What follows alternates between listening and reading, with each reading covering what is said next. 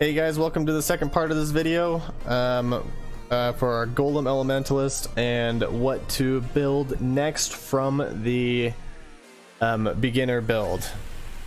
So after you kind of get your daggers, which is the only thing that like gives you a huge boost in damage for your Carrion Golems as well as defensive for yourself, we're gonna go into the next step. So the next step is to get your Primordial Jewels. Okay, you need to have 3 Primordial Jewels and an Anima Stone. Those 4 jewels are like key to getting your 6 golems that you can run. So you'll have 4 Carrion Golems and you'll have your 2 like 1 stone and 1 chaos golem. With those you'll be able to do your tier 15 maps and it's just easy. Okay, so what you need to do is basically have, you know, your Primordial Might, Primordial Bond, and a Primordial Harmony. Okay, and your Anima Stone. Those 4 jewels are the really important ones that you need. You don't need these cluster jewels. Okay, we're doing 436,000 DPS with just that. Okay, it's really easy, very simple, and that's pretty much what you need to look for, are those 4 things. That would be the first thing to do after you get your 2 daggers. Once you do those, your blighted maps will be much easier and you can go up in higher tiers. Again, this is going to be with your summon Vol Skeletons and on 3 clear oils, so that way it's not, you know, the monsters are slowing down. With the 3 clear oils on your map and on a white map, on a normal, don't upgrade it to a rare map or a magic app, just leave them normal maps. And you're gonna do your upgrade tower to level 3, so the green one to level 3, and then your meteor tower within that range. It'll increase the speed and the damage of those meteor towers. So with the 3 clear oils, it will slow down the monsters and the meteor towers will hit the front of the monster pack instead of like just past the front. So that's the power of 3 clear oils. If you don't have those on there and you do teals, you're probably gonna have to drop down at least 5 tier levels to be able to do those maps. That's how strong the clear oils really are. So with the, you know, what we have right here, you would be able to do tier 10s relatively easy with teals. Okay, but if you want to get those tier 15 and get the big loot, you're gonna need to do clear oils at this point, just because you don't quite have the defense that you really need. Your next step after you get the Anima Stones and the Primordial Harmony, Primordial Might, and the Primordial Eminence, once you get those, it's going to be pretty straightforward. We need Chaos Res, Life. So how do we get the Chaos Res and how do we get that Life? Well, there's actually a really good item piece, which is called the Brass Iron Dome. It is rather expensive because it is good. So it's going to, the main thing here is it takes no extra damage from critical strike, and it gives us a huge amount of armor, which is going to help us with our physical reduction. Okay, those 2 things are what really makes this armor piece amazing. Okay, everything else is resistance and life. Like, that's pretty much all that is, resistance and life. We need to make sure that we have Chaos Res capped. Now here's why it is really important. The Chaos Res cap, if we get this jewel here, which is the Glorious Vanity, and it has to be the Zimbabwe, okay, the Xibaqua. It has to be that name. If it's not the Zimbabwe, it's not going to get the proper stat. But as for this one right here, the Mind Over Matter, it will change it to a reduce, or all elemental damage will be taken as chaos damage at 50%. So 50% of incoming elemental damage will be taken as chaos damage. Not only does it give that, but it also gives 10% to maximum chaos resistance. So instead of your 75% chaos res, you're now at 85% chaos res, which essentially, because we're increasing that by 50%, you take half of the 10 and add that to our elemental resistance. So it's as if you had lightning, cold, and fire resistances at 80% without having to invest into it. Like, you can't deny that. That's amazing.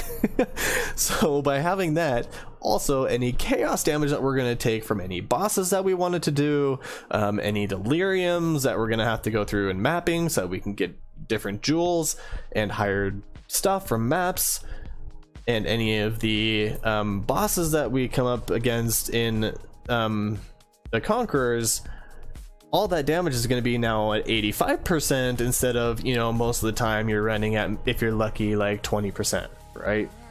So it is an investment to try to find life and chaos res as well as our other resistances to keep them capped. But once we do that, then we'll get the Glorious Vanity, which boosts our chaos damage or chaos resistance up to 85%, and half of the elemental damage is going to be taken as chaos damage. Awesome, right?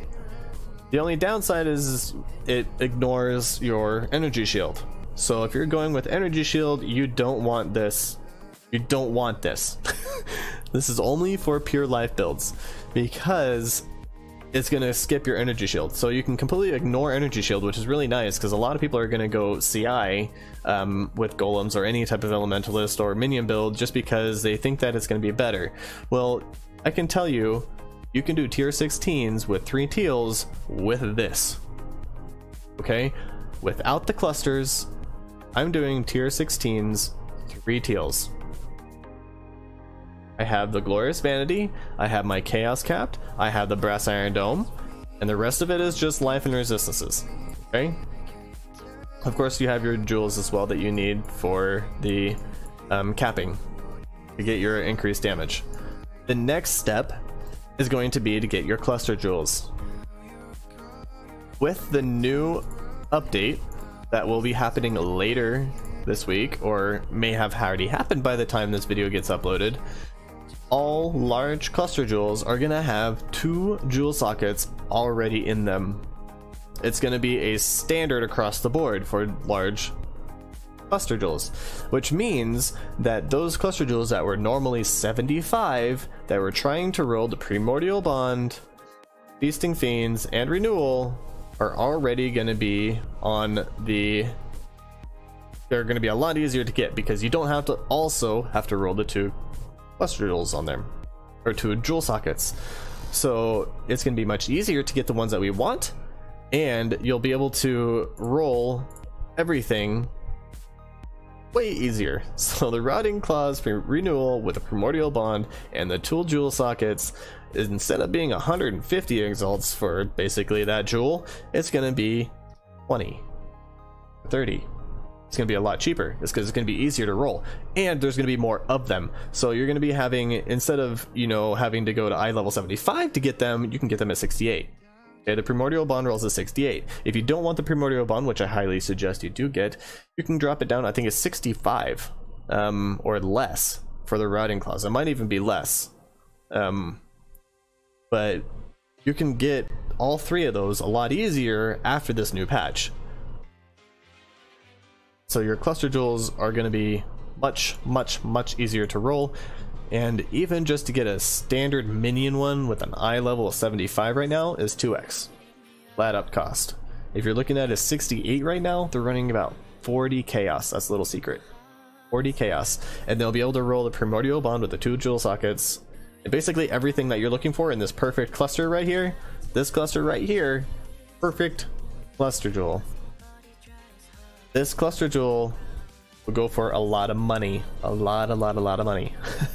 So that's the next upgrade after that. So you're gonna want to get your cluster jewels, and once you get your cluster jewels, you'll be able to AFK everything. Right, all tier 16s, triple teals. You set up 2 meteor towers, 1 on each side of you. You sit back and do absolutely nothing. Okay, that's how it is. It's super simple, super easy.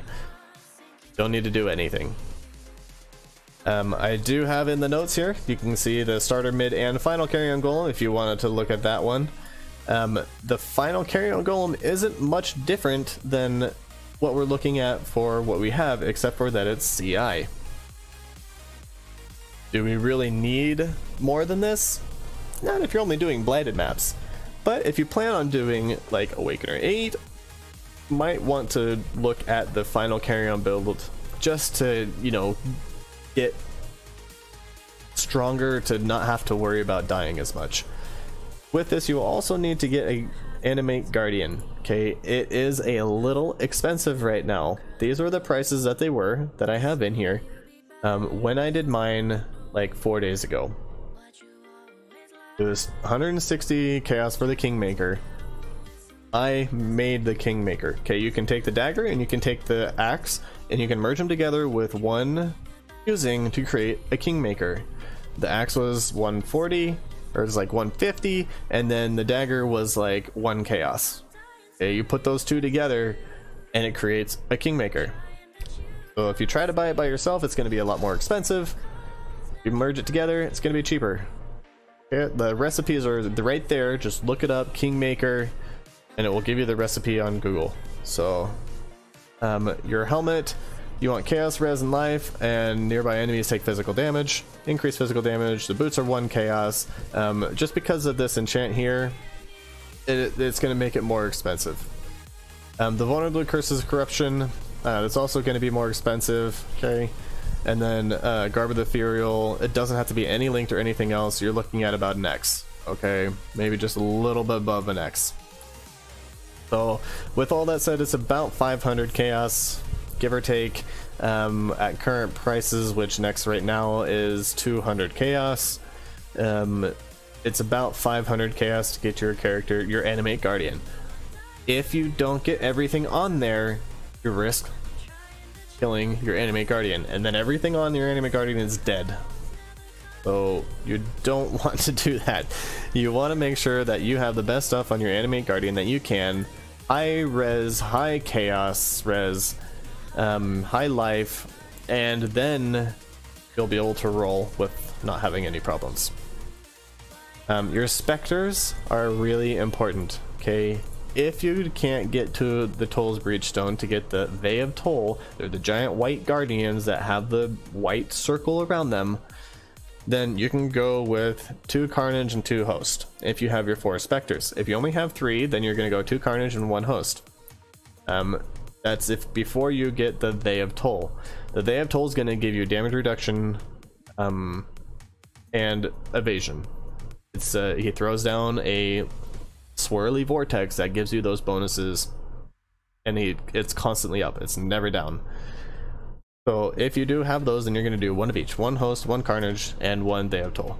Okay, those are your Specters. Your skills, straight up follow every single skill that you have on here. The only thing that I have a little bit different on here is actually this link right here. We have the second wind, the phase run, and the increased duration, and flame dash. So I switched this up just a little bit for my blighted, because I don't need flame dash when I'm doing a blight map. So I put my Vol Summon Skeleton on there.